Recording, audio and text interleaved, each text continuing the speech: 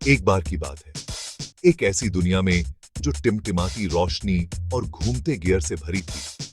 Robot city नाम का एक शहर था। यह उन शहरों जैसा नहीं था जहां आप और मैं रहते हैं। अरे नहीं, रोबोट सिटी एक ऐसी जगह थी जहां रोबोट सब कुछ करते थे। खुद चलने वाले रोबोट कुत्ते थे, डाक पहुंचाने वाले रोबोट पंछी थे और आसमान में झूम करने वाली रोबोट कारें थीं। स्वादिष्ट भोजन पकाने वाले रोबोट शेफ थे, रोमांचक पाठ पढ़ाने वाले रोबोट शिक्षक थे और यहां तक कि दिन बचाने के लिए तैयार रोबोट फायर फाइटर भी थे। रोबोट सिटी में हर रोबोट के पास करने के लिए एक काम था और वे इसे अपने चेहरे पर एक मुस्कान या कम से कम एक टिमटिमाती रोशनी के साथ करते थे। रोबोट सिटी में जीवन आमतौर पर बहुत व्यवस्थित और कुशल था। रोबोट ने अपनी प्रोग्रामिंग का पालन किया, यह सुनिश्चित करते हुए कि सब कुछ सुचारू रूप से चले। लेकिन एक दिन कुछ अजीब हुआ, कुछ ऐसा जिसने पूरे शहर को उन्माद में डाल दिया।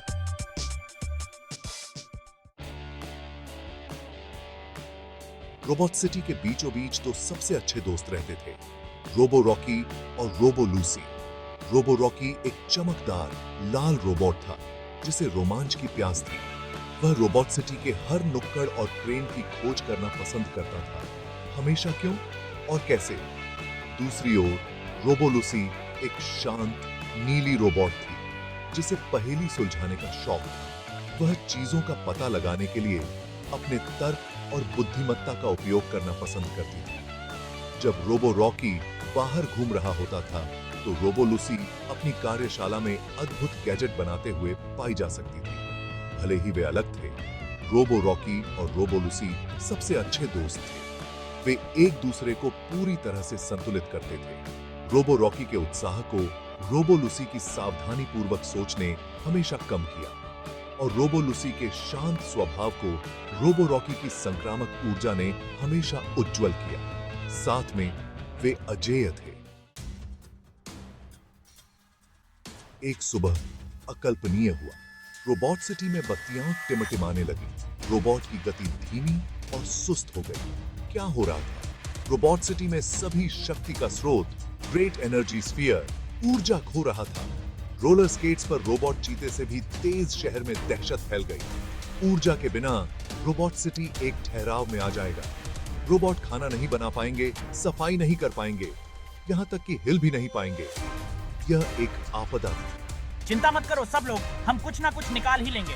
हमेशा कोई ना कोई उपाय होता है। हमें जल्दी से काम करने की जरूरत है। ऊर्जा का स्तर तेजी से गिर रहा है। हमें ग्रेट एनर्जी स्फीयर को रिचार्ज करने का कोई तरीका खोजने की जरूरत है और जल्दी। रोबो रॉकी और रोबो लूसी जानते थे कि उन्हें अपने शहर को बचाने के लिए मिलकर काम करना होगा। उन्होंने रोबोट सिटी में सभी सबसे चतुर रोबोटों को इकट्ठा किया, वैज्ञानिकों, आविष्कारकों, यहाँ तक कि लाइब्रेरियन को भी, जो सब कुछ के बारे में सब कुछ जानते थे। ताते को हमें विचारों की आवश्यकता है सब लोग। हम ग्रेट एनर्जी स्फीयर को कैसे रिचार्ज कर सकते हैं?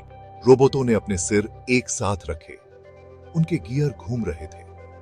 विचारों को डिजिटल फ्रिस्बी की तरह आगे पीछे किया गया। अंत में सबसे पुराने और सबसे बुद्धिमान रोबोट रोबो दादाजी नामक एक सज्जन विशाल ने बात की। किंवदंती है कि रिसाइकल माउंटेन के भीतर गहरे ऊर्जा का एक छिपा हुआ स्रोत है। एक ऐसी जगह जहां रोबोट सिटी के सभी छोड़े गए गैजेट और गिज्मो जाते हैं। Recycle mountain? वह जगह खतरनाक है, लेकिन अगर यह हमारे शहर को बचा सकता है तो चलो इसके लिए चलते हैं। और इसलिए अपने साहस और दृढ़ संकल्प के साथ रोबो रॉकी, रोबो लूसी और बहादुर रोबोट स्वयं सेवकों की एक टीम पौराणिक ऊर्जा स्रोत को खोजने के लिए रिसाइकल माउंटेन के अपने मिशन पर निकल पड़ी।